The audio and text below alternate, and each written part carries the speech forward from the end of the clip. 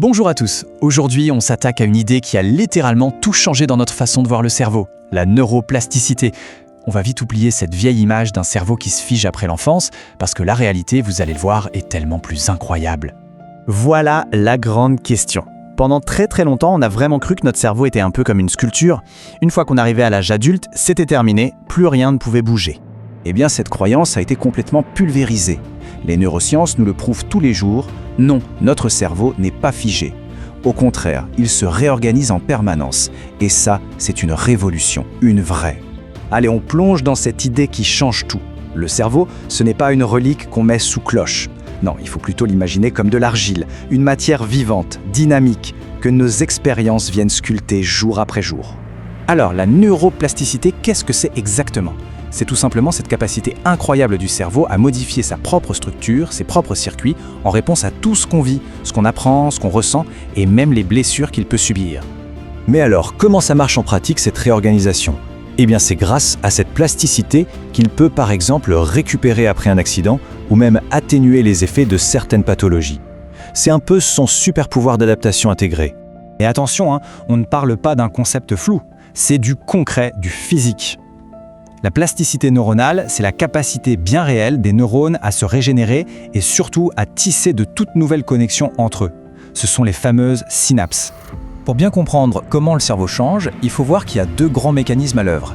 D'un côté, on a la plasticité synaptique, qui va jouer sur les connexions qu'on a déjà, et de l'autre, quelque chose d'encore plus fou, la neurogénèse. Pour la plasticité synaptique, l'image la plus simple, c'est celle du sentier en forêt.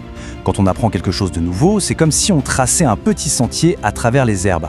Si on repasse par là souvent, le sentier s'élargit, il devient un vrai chemin.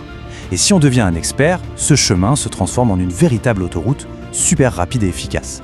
Voilà comment nos connexions neuronales se renforcent. La différence entre les deux est fondamentale.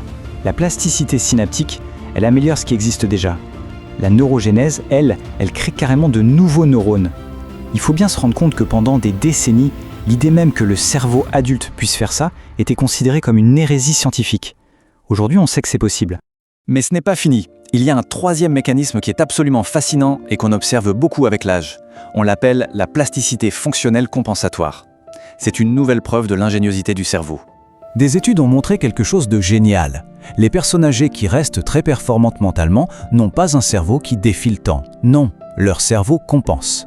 Pour faire face au déclin normal de certaines zones, il va en recruter d'autres, parfois même dans l'hémisphère opposé, pour l'aider à faire le job.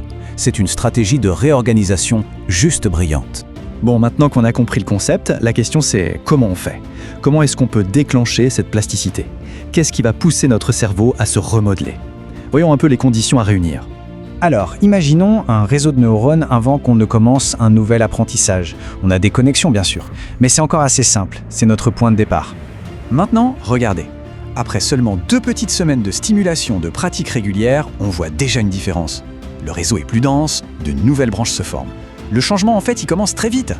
Et là, après 2 mois, la transformation est juste spectaculaire. Le réseau est devenu bien plus riche, plus complexe, plus robuste. C'est la preuve visible, quasi tangible, qu'un effort continu peut littéralement reconstruire une partie de notre cerveau. C'est une chose de voir ces changements, mais c'en est une autre de comprendre ce qui les amorce. Parce que, évidemment, le cerveau ne se modifie pas comme ça par hasard. Il lui faut des déclencheurs bien précis. En fait, pour que le cerveau se donne la peine de changer, il y a une sorte de recette. Premièrement, l'expérience doit avoir du sens pour la personne. Deuxièmement, l'apprentissage doit être utile, voire nécessaire. C'est pour ça qu'on l'apprend si vite en situation de survie. Ensuite, il faut de la répétition, de la pratique.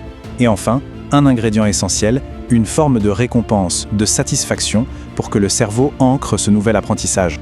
Tout ça nous amène à une conclusion assez vertigineuse. C'est qu'on a un pouvoir immense sur notre propre cerveau. Ce n'est pas une sorte de destin biologique figé, mais plutôt une œuvre en cours que l'on façonne chaque jour.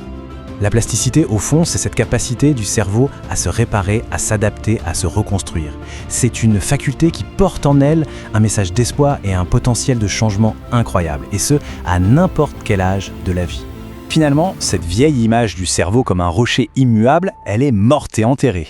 La vision d'aujourd'hui, c'est celle d'une argile vivante et dynamique. Chaque pensée, chaque nouvelle compétence, chaque action vient laisser son empreinte et sculpter la personne que l'on devient. Ces 3 questions, elles n'ont l'air de rien, mais elles ne sont pas du tout anodines. C'est une invitation directe à choisir quel sentier neuronal on veut privilégier et renforcer jour après jour. C'est une manière d'ouvrir activement de nouvelles voies. C'est peut-être ça le changement de perspective le plus important. Il ne s'agit pas d'être victime de ces pensées automatiques, mais de réaliser qu'on a la capacité de devenir l'entraîneur qui choisit les exercices. Voilà, un résumé simple et hyper puissant de tout ce qu'on vient de voir. L'attention, c'est pour choisir quoi planter. La répétition, c'est l'eau pour le faire grandir. Et l'émotion, eh bien, c'est la lumière qui lui donne la force de s'épanouir. Cette idée, elle résume parfaitement ce double rôle.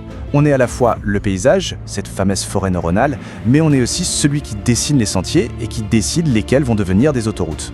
En fin de compte, toute cette exploration nous ramène à une vérité qui est à la fois simple et très profonde. Le pouvoir de changer, de se réinventer, il n'a jamais été ailleurs. Il a toujours été là, dans notre cerveau, dans notre conscience. Il attend juste qu'on se souvienne comment l'utiliser. Savoir tout ça, ça ouvre une question qui est fondamentale. Puisque notre cerveau est malléable, la vraie question n'est plus de savoir si on peut changer, mais plutôt comment on choisit de le faire. La question qui se pose à chacun est donc comment choisir de façonner son propre cerveau.